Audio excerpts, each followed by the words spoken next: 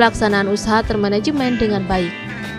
Menurut Kabid Koperasi UMKM Diskoperdagin Kabupaten Cianjur, Indra Sugara menjelaskan, dari data yang ada penerima manfaat bantuan dari pemerintah sebanyak 119.000 penerima BLT. Dari data sebelumnya sebanyak 50.000 penerima manfaat.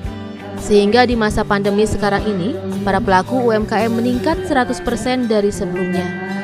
Dengan demikian, pemerintah Kabupaten Cianjur dituntut harus melakukan pembinaan terhadap pelaku usaha ekonomi, khususnya di kalangan menengah ke bawah untuk meningkatkan taraf hidup sejahtera.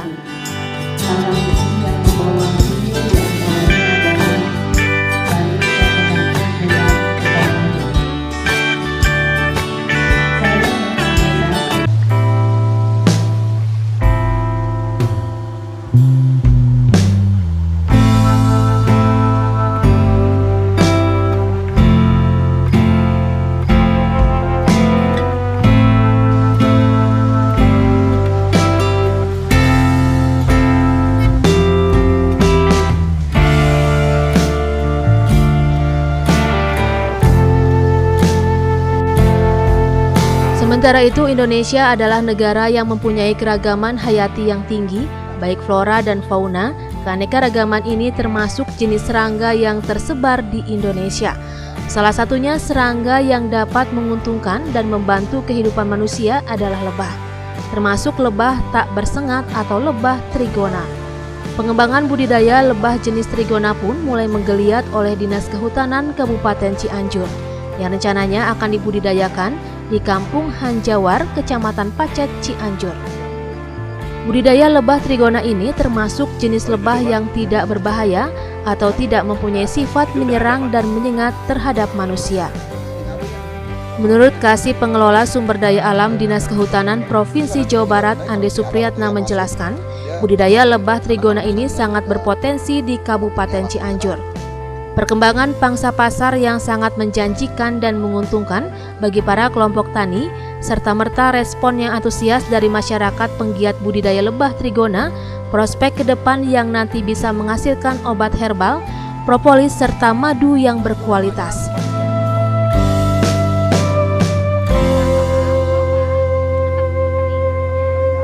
Boleh, jadi memang untuk pengembangan trigona, terutama trigona jenis biroy, taninya. Terus sejauh ini peminatnya sendiri Pak dari masyarakat Cianjur Pak? Nah, untuk peminat sendiri memang sangat antusias karena kita lihat bahwa dari mekanisme untuk pengembangan dari trigona ini kan dari beberapa kabupaten sudah menggeliat ya, dan terutama juga dari aspek pasarnya. Kita pasar tidak terlalu sulit karena sudah ada penampung ataupun bayar untuk baik apakah itu dari madunya ataupun jenis produk turunannya seperti propolis. Tak hanya itu, di samping bisa memajukan perekonomian warga, budidaya lebah trigona jenis biroy ini salah satu lebah yang adaptif dan tidak mesti adanya perlakuan yang khusus dan bisa dibudidayakan di daerah perkotaan. Di samping itu, lebah trigona biroy dalam jangka waktu 3 bulan bisa menghasilkan sebanyak 1 kg lebih madu dari 1 koloni lebah. Untuk di Cianjur, trigona ini memang cukup menjanjikan karena satu-satunya jenis trigona yang bisa dibudidayakan di perkotaan. Jadi jenis trigona ini tidak menyengat dan tidak membutuhkan pakan yang banyak. Jadi kalau kita misalnya di rumah itu bikin taman, ya taman itu udah mencukupi sebetulnya.